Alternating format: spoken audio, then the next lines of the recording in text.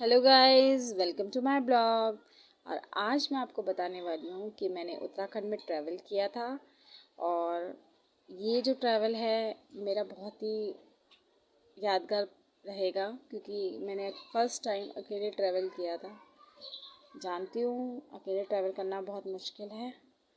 और दिल्ली टू कर्णप्रयाग, कर्णप्रयाग से ऊपर सुनला, सुनला से ऊपर कोटली बहुत ज़्यादा डिफ़िकल्ट था। बट कर लिया मैंने। ये जो सीन आप देख रहे हैं ये सारा सीन कर्णप्रयाग का है। बहुत ही अवेसम मौसम था यहाँ, ठंडा ठंडा। इवन मैंने स्वेटर भी वेयर कर रखे, आप देख सकते होंगे। दिल्ली में बहुत गर्मी से निकल के मैं यहाँ गई थी और अब मैं जा रही हूँ नंदप्रयाग की तरफ। और कर्णप्रयाग से नंदप्रयाग का सफ़र आप देख सकते हैं, आपको पूरी लोकेशन दिखा रही हूँ मैं। और बहुत मैं आपको बता नहीं सकती कि मैं क्या फ़ील कर रही थी। हर एक मूवमेंट में रुद्रप्रयाग आया, ऋषिकेश, देवप्रयाग, नंदप्रयाग, सारी जगह जा जा के मतलब मैंने देखा काफ़ी चीज़ें इम्प्रूवमेंट है। सबसे ज़्यादा जो बेस्ट चीज़ मुझे ये लगी, मैंने उत्तराखंड ये ऑलमोस्ट सारी जगह मैं यहाँ पे गई, लेकिन मैंने कहीं भी इतनी मार्केट में शॉप्स में मैंने परचेजिंग की, लेकिन मुझे कहीं भी पॉलीथीन का यूज़ नहीं दिखा। तो मैं उत्तराखंड सरकार को रियली अप्रिशिएट करूँगी जो ये वर्क उन्होंने किया है। मुझे ये लग रहा था कि इसीलिए मैंने स्पेशली ये वीडियो बनाई है, ताकि मैं अप्रिशिएट कर सकूँ उत्तराखंड सरकार को, हमारे योगी जी को, कि आपने इतना बेहतरीन काम किया है कि यहाँ पे बिल्कुल भी पॉलीथीन यूज़ नहीं होती है, पेपर बैग यूज़ हो रहे थे। और मुझे रियली बहुत अच्छा लगा। थैंक यू, आप हमारे उत्तराखंड को प्रोटेक्ट कर रहे हैं। और यहाँ पे काफ़ी वर्क भी चल रहा था। और आप रास्ता देख सकते हैं, बहुत ही हसीन रास्ता है। और I love it, really I love it. एक एक मूवमेंट आप देखिएगा, इतना फील फ्रेश करेंगे आप यहाँ जाके। इतनी गर्मी हो रही है दिल्ली में, इतनी ज़्यादा गर्मी हो रही है कि यहाँ पे कूलर चल रहे हैं, पंखे चल रहे हैं, एज यू ऑल नो, जो दिल्ली में रहते होंगे। बट यहाँ पे स्वेटर वेयर करनी पड़ रही थी मुझे। मैं पूरे रास्ते पर स्वेटर पहन के गई हूँ। इवन जब मैं वापस आई थी तो भी स्वेटर पहन के आई थी। लोग मुझे देख रहे थे कि स्वेटर पहन के क्यों आ गई है। तो काफ़ी ऑकवर्ड लग रहा था, लेकिन ये है कि मुझे तो ठंड लग रही थी, मैंने तो पहनी थी। और मेरा जो सफ़र था बहुत ही अच्छा रहा। अब मैं जा रही हूँ सीधे सोनाला की नंदप्रयाग की तरफ। कर्णप्रयाग तो पहुँच गई थी मैं। अब ये जो रास्ता जा रहा है ये जा रहा है सीधा नंदप्रयाग की तरफ, और वहाँ से मैं अब पकड़ने वाली हूँ दूसरी और जो गाड़ियाँ सवार चलती हैं कर्णप्रयाग से। और वैसे मैंने सफ़र किया फर्स्ट टाइम, मतलब जैसे मैं गाड़ी से गई, लेकिन जब मैं रिटर्न आ रही थी तो मुझे ऐसा लगा कि कुछ ना कुछ ट्राई करना चाहिए। तो आने वाला टाइम में यहाँ पे शायद हमारे योगी जी की बहुत बड़ा आशीर्वाद की वजह से शायद ट्रेन भी अवेलेबल हो जाए, बट अभी नहीं है। तो मैंने बस में आते समय बस में आई हूँ मैं। और रोडवेज़ की बस में बहुत अच्छा लगा। रीज़न बिहाइंड इट, एक तो मैंने ये देखा कि वो कहीं भी रुकती नहीं है। तो आप कुछ साउंड आप देखेंगे, ये जो रास्ते में आया था, रास्ते में थोड़ा सा आगे जाके श्रीनगर से धारी देवी पड़ता है।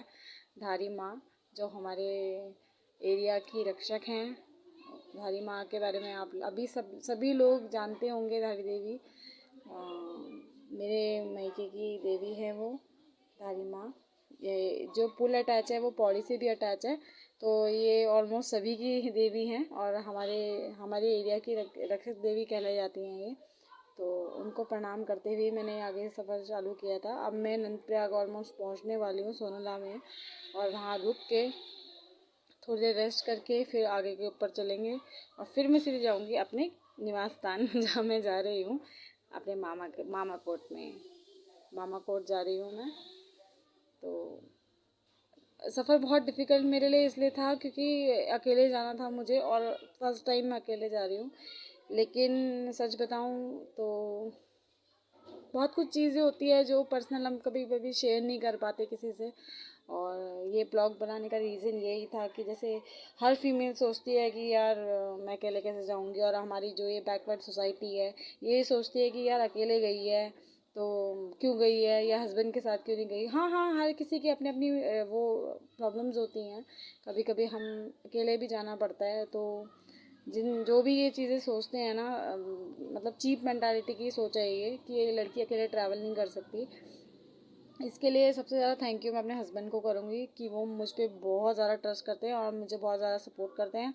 जब मैं फ़र्स्ट टाइम गाड़ी में बैठी थी गाज़ियाबाद से, तो मेरे हाथ पैर काँपने लग गए थे और मेरी हार्ट बीट्स बहुत तेज़ हो गई थी, क्योंकि मैंने फ़र्स्ट टाइम कभी भी ट्रैवल नहीं किया हुआ। तो उन्होंने मुझे एक ही चीज़ बोला कि अकेले चलना सीखो और तुम कर सकती हो। और ड्यू टू मतलब कुछ प्रॉब्लम्स की वजह से वो नहीं मेरे साथ आ सके, बट उनका सपोर्ट के बिना तो शायद मैं, हाँ हो, मैं थोड़ा सा इमोशनल हो रही हूँ, आपको मेरी आवाज़ से लग रहा होगा, और होना भी जायज़ है, क्योंकि इस समय में कुछ ऐसी प्रॉब्लम्स मैं फेस कर रही हूँ जिनके बारे में मैं सब कुछ बता नहीं पाऊँगी। तो अब जो ये सफ़र आप देख रहे हैं ये जा रहा है सोनला से सीधे कोटली की ओर। तो देखते रहिए और महसूस करिए। वेलकम। अब जो ये आपको ये पेड़ों में दिख रहे हैं लाल लाल कलर के फूल, ध्यान से देखिएगा, अभी आएगा रास्ते में, ध्यान से देखिएगा। ये पेड़ दिखेगा, उसमें लाल कलर के फूल दिखेंगे। और ये इतना ज़्यादा है और ये मोस्टली अवेलेबल होता है हिली एरियाज में, मतलब ज़्यादा जहाँ पे रहता है। और ध्यान से देखिएगा, अभी जरूर दिखेगा आपको पेड़ में लाल कलर का फूल। वो जो लाल कलर का फूल है वो है बुरांस का फूल। इस फूल को कलेक्ट करके जूस बनाया जाता है और शरबत के तौर पे इसे लोग पीते हैं। और ये इस एरिया में इतना ज़्यादा था, इतना ज़्यादा था, हर पेड़ में बुरांस के फूल थे, ठीक है। और शरबत को जो है मार्केट एरिया में कर्णप्रयाग जैसे रुद्रप्रयाग और काफ़ी एरियाज़ में इसको लोग परचेज़ भी करते हैं और मतलब काफ़ी अच्छा चलता है ये। तो अब मैं पहुंच रही हूँ, वेरी नाइस। अभी मेरे ख्याल से ये आ गया है, एक गांव पड़ता है भटकोट बटा मठा मठानिया है, पता नहीं क्या गांव है यार, मेरे को तो नाम भी याद नहीं है, कि ये इसलिए याद नहीं है क्योंकि मैं बहुत साल बाद जा रही हूँ। लेकिन इसका मौसम इतना अवसम था, इतना अवसम था, इतनी अच्छी बैकग्राउंड म्यूज़िक और इतना ठंडी ठंडी हवा आ रही थी यहाँ पे। तो अब फाइनली मैं पहुँच गई हूँ अपने मामा के घर। और ये जो झूला है ये है हिंडौल। और हिंडौल का झूला स्पेशली ये शिव पार्वती, और जैसे हमारे जो बहुत लंबा जो इसका स्टेम है ना, इतना लंबा है, जब मैं झूले में झूल रही थी तो 2 खेत पार हो रहे थे, मतलब इतना ज़बरदस्त ये झूला है। और सच मानो तो इस झूले में जब मैं झूल रही थी, जो ये झूला है ये है कोटली गांव में, और ये है मेरा मामा कोट। और सॉरी गाइस, थोड़ा सा इमोशनल हो गई, actually I lost my brother on 4 जनवरी।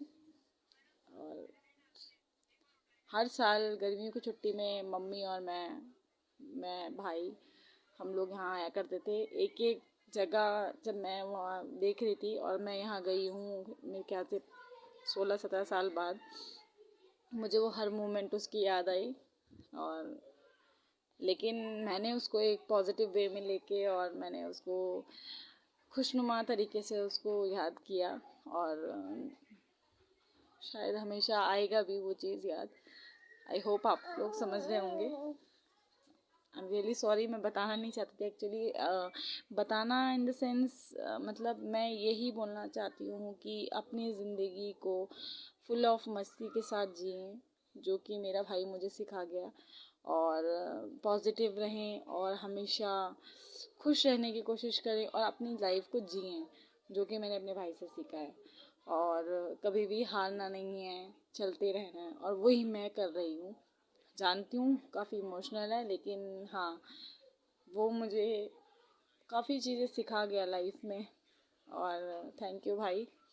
और ये जो पीछे है ये है मेरी प्यारी सी मामी, जिन्होंने सच में मुझे बहुत सपोर्ट करा।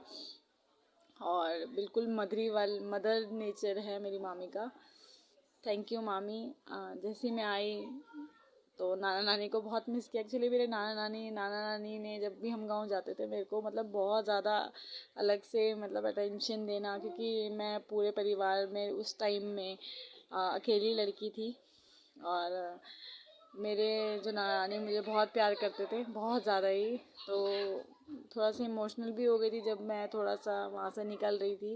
तो नानी की फ़ोटो देख के, अब मेरे नानी नहीं हैं लेकिन उनकी फ़ोटो देख के थोड़ा सा बहुत ज़्यादा इमोशनल हो गई फर्स्ट टाइम। और ये जो आपको ऊपर मंदिर दिख रहा है, ये है हमारा महादेव का मंदिर, शिव जी का मंदिर।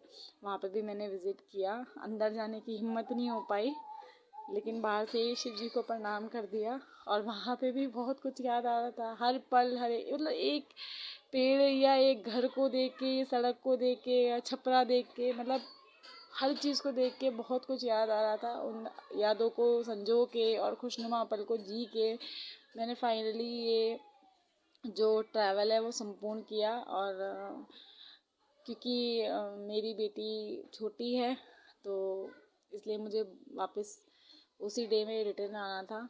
और मैंने ये ट्रैवल मतलब बखूबी निभाया। इसमें मेरे मामा का भी सपोर्ट पूरा पूरा है। आई लव माई मामा जी। जब हम उस टाइम में, जहाँ अभी तो कार वगैरह अवेलेबल नहीं है, लेकिन उस टाइम में नलगांव से 14 किलोमीटर चल के हमें आना पड़ता था यहाँ पे। वहाँ पे कोई सुविधा नहीं थी, पानी की भी सुविधा नहीं थी। 2 कूंड में पानी मिलता था। मेरे मामा मुझे अपने कंधे में बिठा के मेरे भाई और मुझे लेके आते थे। तो वो हर चीज़ मुझे याद आ रही थी। और ये है मेरी प्यारी सी बहन कल्पीशा। और परमीशा की क्लिक्स मैं ले नहीं पाई। उसने मुझे, परमीशा ने भी मुझे बहुत सपोर्ट करा कर्णप्रयाग में। उसने मुझे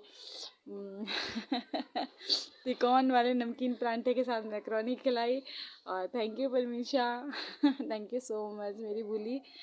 और ये है मेरी प्यारी बहन कल्पीशा। इसके साथ तो जब मैं झूले में बैठ रही थी ना, फाइनली मुझे इतना अच्छा लग रहा था। लोग ये बोल रहे थे इनको डर भी नहीं लग रहा। सीरियसली ये बहुत लंबा झूला है। कुछ पिक्स के थ्रू आप इसको देख सकते हैं। और ये सिर्फ मेरी एक लौती पिक है जिसमें जो मैंने ट्रैवल में खींची है। उसकी और कोई पिक्स मुझे खींचना ज़्यादा पसंद नहीं है। और ये जो सीन है ये सारा कर्णप्रयाग का है। ये फिर आप देख रहे होंगे, ये सारा कर्णप्रयाग का सीन है। राइट ये सारा कर्णप्रयाग का है। तो आई होप गाइज आपको मेरी ये वीडियो अच्छी लगी होगी। तो बस मैं यही कहना चाहती हूँ कि हमेशा पॉजिटिव रहिए, अच्छे मूड में रहिए और अपनी ज़िंदगी फुल ऑन जिए। और आई होप कि क्योंकि यही लाइफ है। सो